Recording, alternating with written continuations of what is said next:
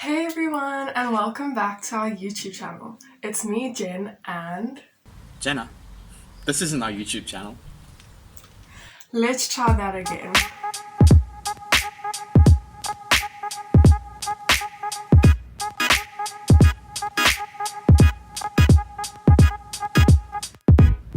What's up, Firehouse family? It's that time of the week, time for another Firehouse Online. Welcome to all of you who are watching now as it premieres, or even if you're watching on a Wednesday after school. We're so glad that you decided to join us. We really hope this content has been good for you guys and that you've really been feeling connected through this time. We're so glad that even though we can't have Firehouse together, we can still have Firehouse online. Just a few announcements. There is church tomorrow morning online, and at the moment the church is busy doing a series on the book of James, and it's been really great so far. So don't forget to tune in tomorrow morning at 9 a.m. If you find anything funny in this video or there's anything you enjoy like the worship, please make sure to let us know. We do have an Instagram page with some really cool posts from old Firehouse moments, and we started a new devotional series called Christian Characters, so be sure to check that out. If there's anything you or your family need prayer for, please just contact one of the leaders and I'm sure they'll want to pray with you. We really want to support you guys as much as we can in this time. It would be so cool if you could like this video and subscribe to the church's YouTube channel. And if you like, you can click the little bell to be alerted of Firehouse and church online. We hope that you enjoy the worship, as well as the message that Kieran will be sharing with us tonight. Let's worship together. Hey guys, we're doing some worship now, so just get comfortable and let's praise God.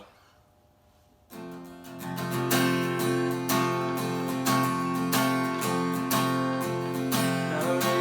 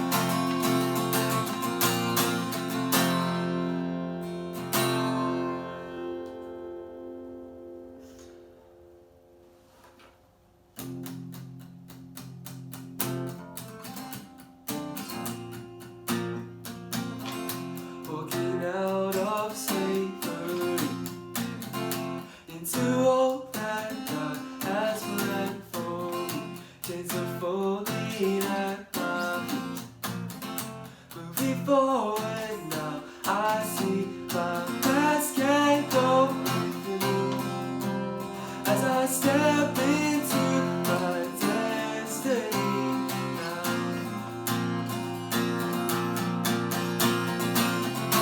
We walk to freedom. What we see right now, we'll never see again.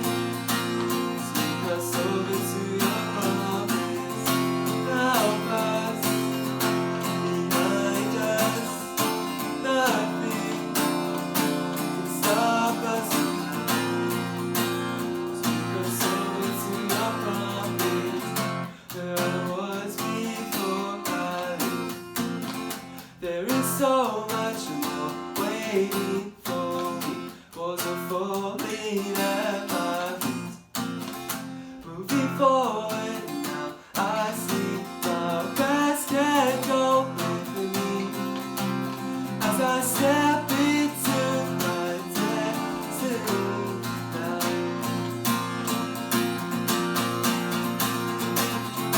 We walk to freedom. What we see right now, we'll never see again. Take us over to your promise. Help us, behind us. Nothing can stop us now. Take us over to your promise.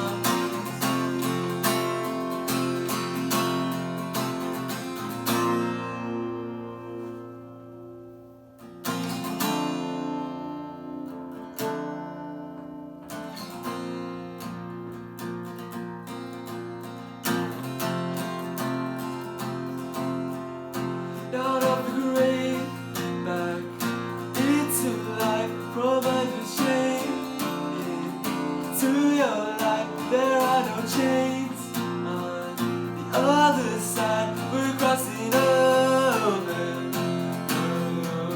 out of the grave, back into life, from under shame, into your life. There are no chains on the other side. We're crossing over, out of the grave, back into life, from under chains, to your life. There are no chains on the other side. We're crossing over.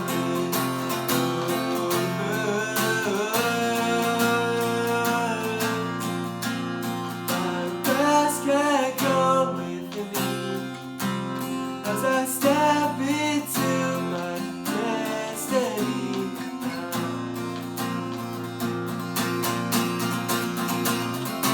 We walk to freedom.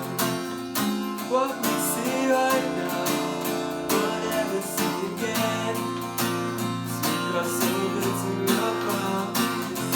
Help us, behind us. Nothing can stop us now. Take us over to your promise. Out of the grave, back into life, from under chain, into your life. There are no chains on the other side. We're crossing over.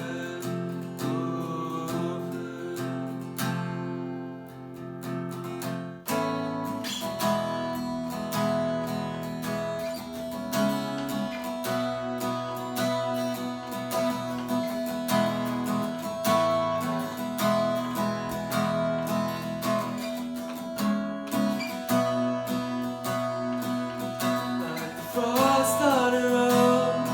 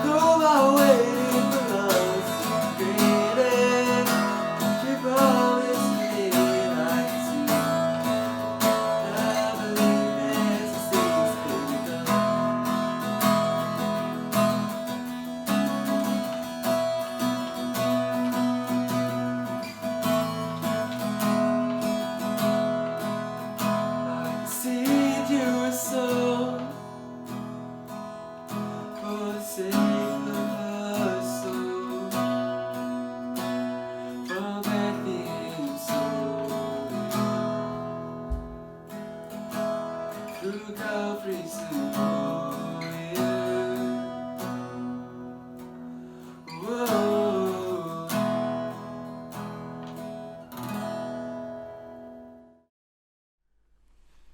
Hey, what's up, Firehouse family? I'm really excited to be with you guys today. We're in week 4 of our series looking at Bible stories. It's been going well so far, and today we're looking at the story of David and Goliath. We all know the story of David and Goliath, at least most of us would, and we're going to dive into this story from when David joins his brothers on the battlefield. So up until this point, David is a shepherd boy. He's tending to the sheep, and his brothers are fighting with the Israel army on the battlefield against the Philistines. And there's one particular Philistine soldier who's a bit bigger, tougher, more arrogant and rude than the rest, and that is, you've guessed it, Goliath. And every single day, Goliath comes out and he says his usual thing. Who can take me on? Who can defeat me? I defy the armies of Israel. And he's just this arrogant man. And every single time he comes out, the Israelites get afraid, they run away, and it's this stalemate. This is just the back and forth that's been going on for days and weeks. So one day, David's father says to David, here's some food. Go take it to the battlefield, to your brothers, and just see how they're doing.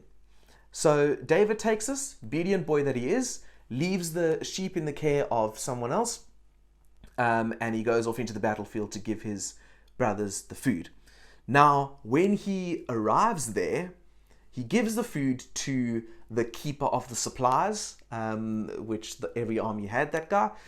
Gives the food to the keeper of the supplies, and he sees his brothers, and he goes out to them to just speak to them, see how they're doing. And as he's doing that, Goliath comes out, and he does his thing again. So, this is where we're going to start the story. 1 Samuel chapter 17 verse 23. Read along with me. So, as he was talking with them, as David was talking with his brothers, Goliath, the Philistine champion from Gath, stepped out from his lines and shouted his usual defiance. Came out and shouted the usual thing that he would every day. And David heard it. Whenever the Israelites saw the man, they all fled from him in great fear. Now the Israelites had been saying, "Do you see how this man keeps coming out? He comes out to defy Israel.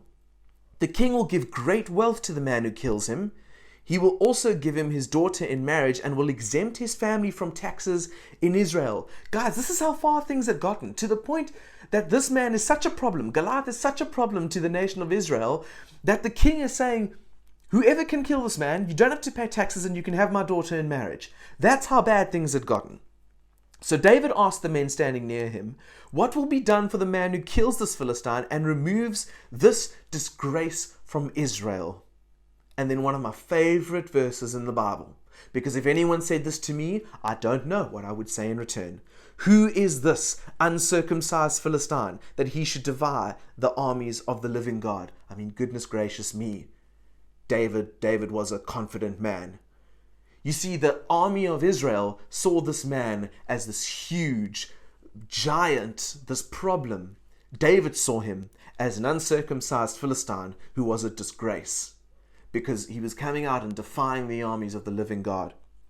Now, when we've heard the story of David and Goliath in the past, when we've perhaps read it, we've heard of this tiny little shepherd boy who had a sling and he threw a rock at Goliath's corpse and he fell down. And we kind of leave it at that. We think that it was this big miraculous thing. But I want to dive into the story in a way that you might not have heard before. And I want us to look in detail at just the circumstances surrounding this. So, firstly, is David's sling. So when we've heard the story before, we think, oh, it's a sling. It's a little thing we, put stone in, throw, and hopefully you can hit a tin of baked beans down. But when we look at this seriously, we see that the sling, though a weapon of a poor person, so, the guys in the army or some of the rich men of the day would have swords, poor people had slings as their weapon of choice. It was incredibly effective and very often underestimated. A hand sling made of braided hemp would have been the most likely sling used by David because it gives superior accuracy to the staff sling. So the staff sling was one kind of sling, but the sling that David would have used was a hand sling made of braided hemp. The stones would have had to be smooth and oval to improve the aerodynamic nature of the projectile. It's written in scriptures how David protected his sheep if a lion or bear came to attack them, so the fact that he was an experienced slinger is not outside the realm of possibility. And this is something that we need to remember, is that we think, okay, David was a shepherd boy, so, I mean, how hard can that be? Well, what kind of thing likes to eat sheep? Lions and wolves and all sorts of predators. And David would have encountered these kind of predators probably on a daily basis. And so every single day, David is practicing with the sling. He knows how to use this thing. He didn't just pick up some string and some awkward stones the day that he saw Goliath. He had spent years looking after sheep and fighting off lions and wolves and all sorts of things, and bears even. So David knew what he was doing. Now, the History Channel, for those of you who have never watched the History Channel, don't bother. A lot of it's boring, but a lot of it's interesting. And the History Channel did in fact run an experiment one day with a slinging champion, because you get those, and his name is Lewis Livermore. And so what they did was they erected a 9-foot Goliath. Goliath was, according to history, around 9 feet 9 inches tall, around 3 meters in height. So that's huge. Okay, so they erected a 9-foot Goliath that had the area of the forehead a load cell, and a load cell is a device that measures impact. So on his forehead they put this little cell thing that would measure impact. It was only a 4.9 square inches, and it represented the area of Goliath's forehead that would not have been covered by armor. So they did their research and they figured, okay, this 9-foot tall Goliath, he would have had all the armor on that Philistine soldiers would have had, and this area of his forehead that David would have hit, 4.9 square inches. Okay, it's the only area that would not have been covered by armor. According to trauma surgeon Dr. Mike Edwards, the force necessary to kill a human being from blunt force trauma, which is what would have happened when the stone hits Goliath, the force necessary to kill a human being from blunt force trauma is anything over 3,000 newtons or 3 kilonewtons. This force, when spread over the area of 30 square millimeters, okay, not 4.9 square inches, but 30 square millimeters, would cause a shockwave. It would cause a shockwave in the head. Imagine what a shockwave would do. 3 kilonewtons. It would cause the brain to shake, causing irreversible tissue damage. Now, I don't need to be a doctor to know that's quite some serious damage. This wasn't like a little think on the forehead. So, Mr. Livermore was asked to perform the shot to assess if the story was possible at all, to see if this whole David and Goliath story could have actually happened for real. When he releases the stone from the sling, a snap is heard. This snap from the sling is actually a sonic boom from the sheer power released from the sling. It's so powerful, it's breaking the sound barrier. That is the force at which Mr. Livermore and probably David, in all likelihood, because David knew what he was doing, that's the force at which the thing was released. When he took the shot, not only did he hit the load cell with impressive accuracy, which means David could have very easily have hit the spot on Goliath's forehead, but the load cell measured the force to be 3.62 kilonewtons.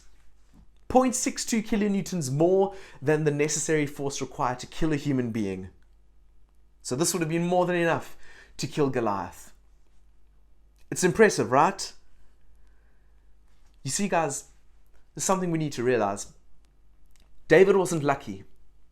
This wasn't some sheer miracle that this happened. David wasn't lucky. David was skilled. David knew what he was doing. Was David chosen by God? Absolutely.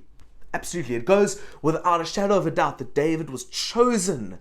He was chosen to be the future king of Israel, and God started working in his life from when he was a shepherd boy. But just because David knew what he was doing, does that make him, or just because David was chosen by God, does that make him useless in his own right? Absolutely not. Absolutely not. And the first thing that I want you guys to remember today is that we really have this awful tendency as Christians. I don't know where it started. I wish I could find the person who started this awful lie and just give them a smack over there. Just there where your head meets your neck. There's a nice spot there. I would just give them a nice up just there. Because someone, somewhere along the line, told this awful lie that somehow if God is going to use you, he's going to use you in an area that you are the least gifted in, or he's going to use you in an area of your life that you are useless in. And I hate this lie that we tell ourselves. Because if God is only going to use you in an area that you are incapable of doing anything in, then why on earth has he given you talent? Why on earth has he gifted you in things? Why? What's the point? Just for fun. Just for fun. If God was never going to use me with the music gifting that he's given me, then why did he put that in me? Just for fun? Just so I can play some songs for the sake of playing some songs? It doesn't make sense. It doesn't make logical sense that God would bless you with a gift, with a talent, and then use you in a way that doesn't use that talent. So the first thing that you need to remember is this. Use the tools you have, guys. Use the tools that you have. A very important part of the story of David that we didn't get to in that section, but afterwards, when David says he's going to fight Goliath, King Saul goes to David and says, well, here's my sword, here's my armor, here's my stuff. Use all of these things. And David says, I can't use this because I'm not used to it. You see, David knew what he could use. David knew what he was good at, and he knew where God was going to use him. And how God would use him does not require the armor of someone else, the talents of someone else. It's the talents of David and the gifting that David had. So the first thing to remember is to use the tools that you have. God has given you gifts. He's given you talents. He's blessed you with things, not just for fun, not for those to be wasted, but for him to use them. And the second thing, don't let others define you. It carries on from that point of use the tools you have and don't let others define you. A serious question I have for you guys. If I had to speak to any of you now and sit you down, look you in the eyes and say, who are you? And I'll just ask you to honestly say, who are you? What would you tell me? What would you say? For some of you, you may give me your character traits, your personality things. Well, I'm Kieran. I'm a positive person. I like to laugh. You would tell me that. Some of you may start listing your achievements. Well, I am Bob, and I run. I am part of my school's athletics team, and I am first team rugby, and I do these things. Some of you might start listing those. Some of you might start listing your academic achievements. You see, we sometimes define ourselves by the pressure that other people have put on us. We sometimes define ourselves by the things that other people are impressed by. And so when other people are impressed by us, we latch onto those things, and that's who we become. I want to encourage you guys. Society will put you in a box. It will. Society will tell you what you're supposed to be like. If you're a talented sportsman, society will put you in this box. If you're talented academically, society will put you in this box. If you've got creative gifting, society will put you in this box. Don't let society put you in a box, guys. And we see an example of this in David's brothers. 1 Samuel chapter 17 verse 28 shows us this. So David is obviously speaking to the other men about Goliath and that he wants to now go fight Goliath. And 1 Samuel 17:28, when Eliab, David's oldest brother, heard him speaking with the men, he burned with anger at him and asked, "Why have you come down here? David, why have you come down here? Why have you come down here to this battlefield? And with whom did you leave those few sheep in the wilderness?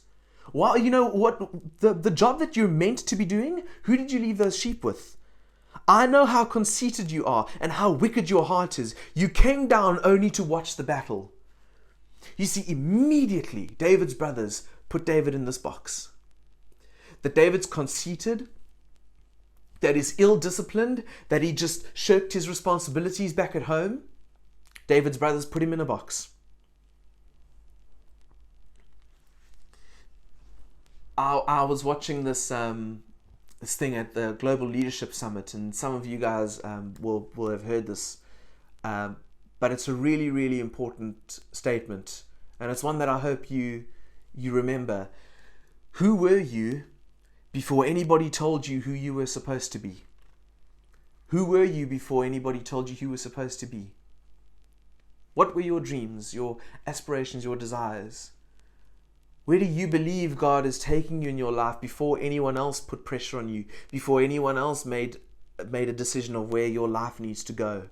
Some of those people will be friends. Some of those people will be our parents. And guys, it's not easy. It's not easy, but I want you to honestly ask yourself, who am I? Who has God created me to be? The talents, the giftings, the abilities God has given me, how does He want to use that? Not just what do my parents want me to do with those things? What do my friends think I should do with those things? Can I be honest with you? Speaking from experience, the biggest mistake you can make, one of the biggest mistakes you can make when leaving high school and kind of thinking about your future, is to plan your future around what your friends are doing. To plan your future around what your parents want you to do. You are your own person.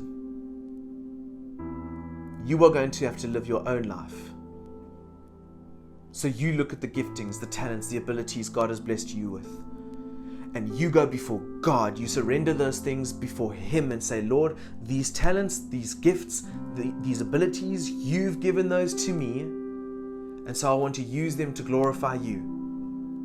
I don't want to use them to make other people, to try and impress other people, to try and fit in with what they want for my life. I want what you want for my life." That's one of the best decisions you can make. It may be scary, but it's rewarding. So I want to leave you with this, guys. I want to leave you with this. I asked you, who are you?